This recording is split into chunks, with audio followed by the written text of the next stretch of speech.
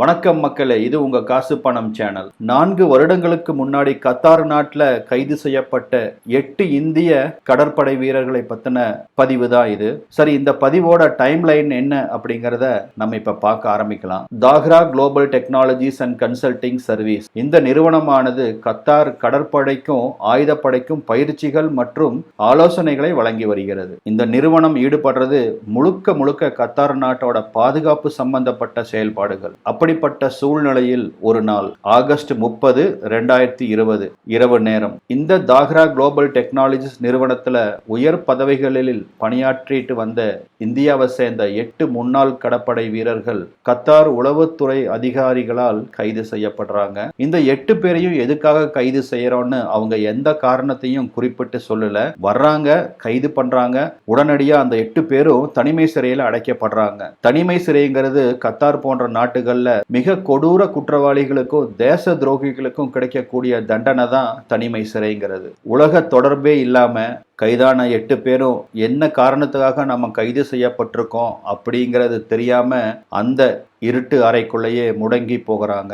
கைது செய்யப்பட்ட 8 பேர்ல 3 பேரு ஓய்வு பெற்ற படை கேப்டன்கள், 4 பேரு கமாண்டர்கள், ஒரு மாலுமி. இந்த கைதை பத்தி கத்தார் நிறுவனம் எந்த ஒரு செய்தி குறிப்பிடும் வெளியிடல.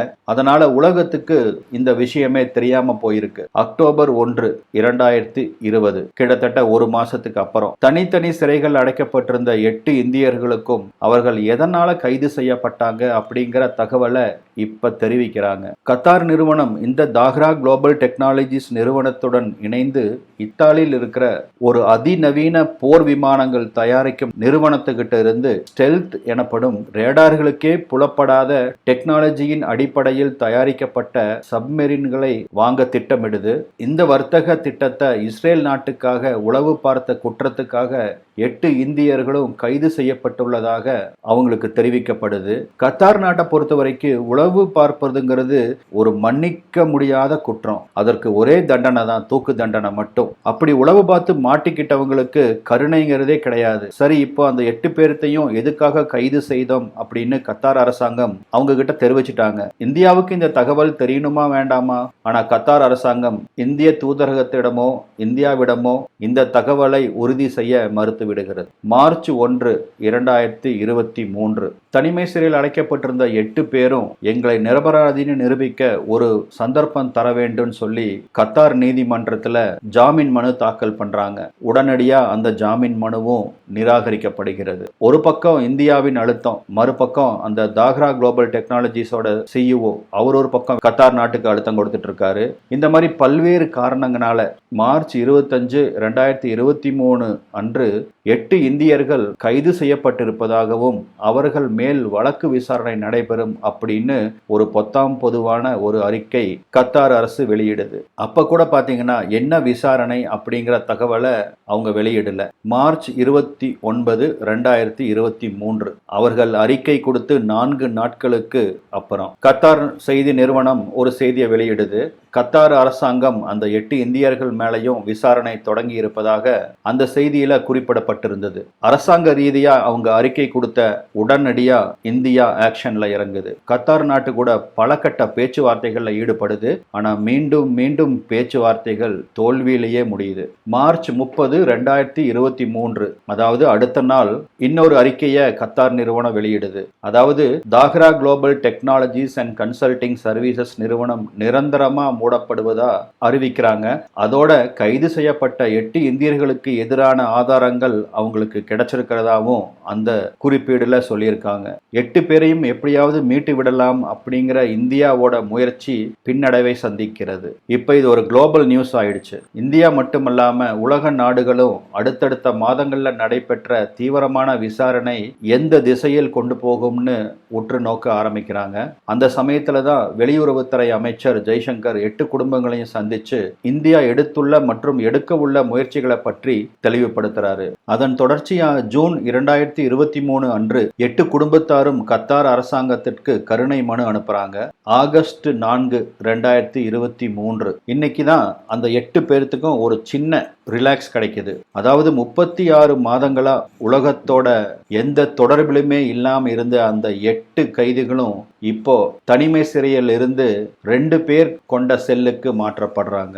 அக்டோபர் 26, 2023 அன்னைக்கு மொத்த இந்தியாவே அதிர்ந்து போன அந்த தீர்ப்பை கத்தார் நீதிமன்றம் வெளியிடுது. அதாவது உளவு பார்த்த குற்றத்திற்காக சிறையில் அடைக்கப்பட்டிருந்த 8 இந்தியர்களுக்கும் மரண தண்டனை கத்தார் நீதிமன்றம் அறிவிக்குது. இந்த தீர்ப்பானது இந்தியாவுக்கு ஏற்பட்ட ஒரு மிகப்பெரிய செட்பேக்கா பார்க்கப்படுது. நவம்பர் 9, 2023 கத்தார் நீதிமன்ற சட்டதிட்டங்களுக்கு உட்பட்டு இந்தியா சார்பில் மரண தண்டனையை எதிர்த்து மேல்முறையீடு செய்யப்படுகிறது. நவம்பர் 23, 2023 அன்று இந்தியாவின் மேல்முறையீடு கத்தார் நீதிமன்றத்தால் ஏற்றுக்கொள்ளப்படுது. அதுவரை இதை சாதாரணமாக எடுத்துக்கொண்டிருந்த உலக நாடுகள் இப்போது இந்தியாவை திரும்பி பார்க்க இந்தியாவிற்கு இது ஒரு மிகப்பெரிய ரிலீஃபாக பார்க்கப்படுது. இருண்டு கிடந்த நம்பிக்கை என்ற அறையில் எங்கோ ஒரு ஓரத்தில் சிறிய சுடர் இப்பொழுது தெரிய ஆரம்பிக்கிறது. கத்தார் போன்ற ஒரு கடினமான சட்டம் கொண்ட நாடு,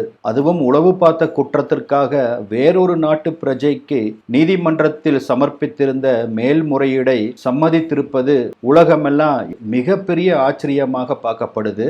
ஏன்னா இது போன்ற ஒரு நிகழ்வு இதுவரை கத்தார் நாட்டில் நடந்ததில்லை. இந்த மாதிரியான ஒரு மாற்றத்துக்கு முக்கிய காரணமாக அமைந்தவர் நமது வெளியுறவுத்துறை அமைச்சர் திரு ஜெய்சங்கர். டிசம்பர் 3 துபாய் 2023 COP28 மாநாடு. இந்திய பிரதமர் மோடியும் கத்தார் அதிபர் தமீம் பின் ஹமதும் சந்திக்கிறாங்க.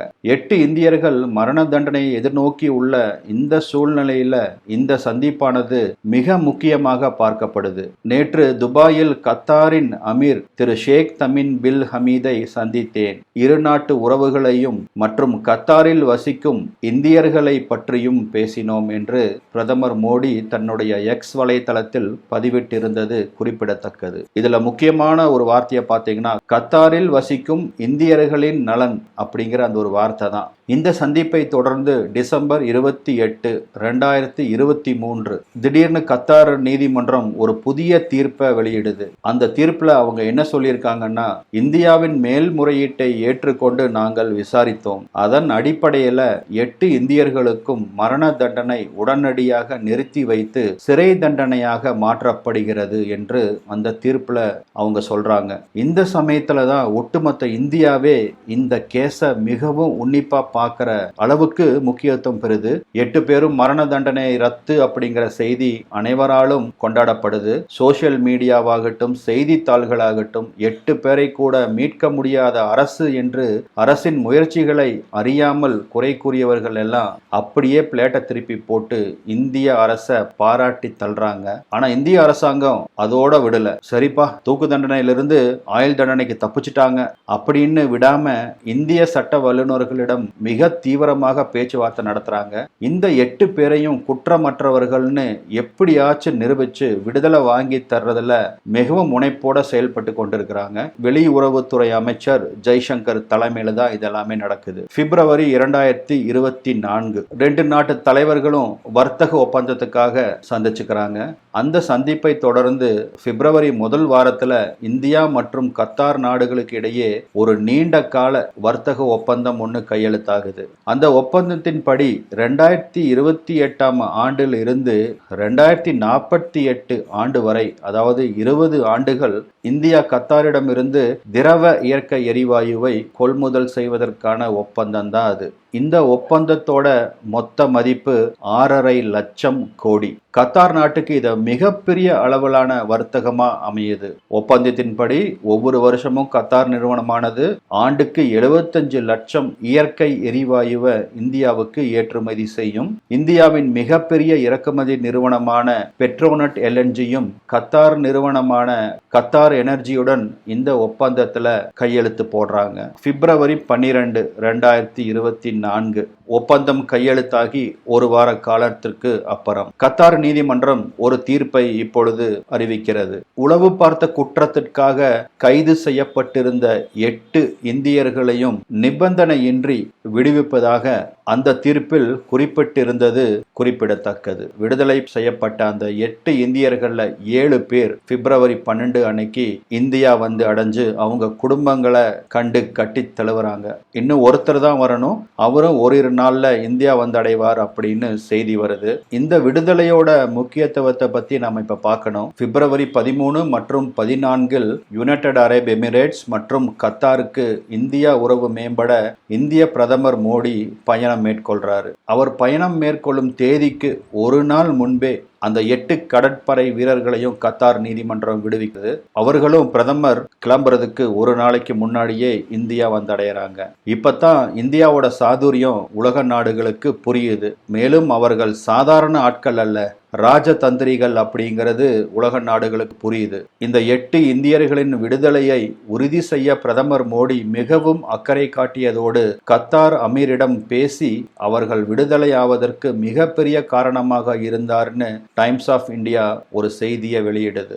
இந்த 8 இந்தியர்கள் காப்பாற்றப்பட்டது போல இன்னும் ஒரு அப்பாவி இந்திய கடற்படை அதிகாரி, அவர் பேரு குல்பூஷன் ஜாதவ், அரசியல் காரணங்களால பாகிஸ்தான் சிறையில 2016 முதல் இப்ப வரைக்கும் தூக்கு தண்டனை எதிர்பார்த்த ஒரு கைதியா சித்திரவதைப்பட்டு இருக்காரு. ஜெய்சங்கரை போன்ற திறமையான வெளியுறவு அமைச்சரை கொண்ட பிரதமர் மோடி தலைமையிலான இந்திய அரசாங்கம் இவரையும் கூடிய விரைவில் மீட்கும் அப்படிங்கிற நம்பிக்கையோட இந்த டைம்லைன் பதிவை நிறைவு செய்யற. ஜெய் ஹிந்த்.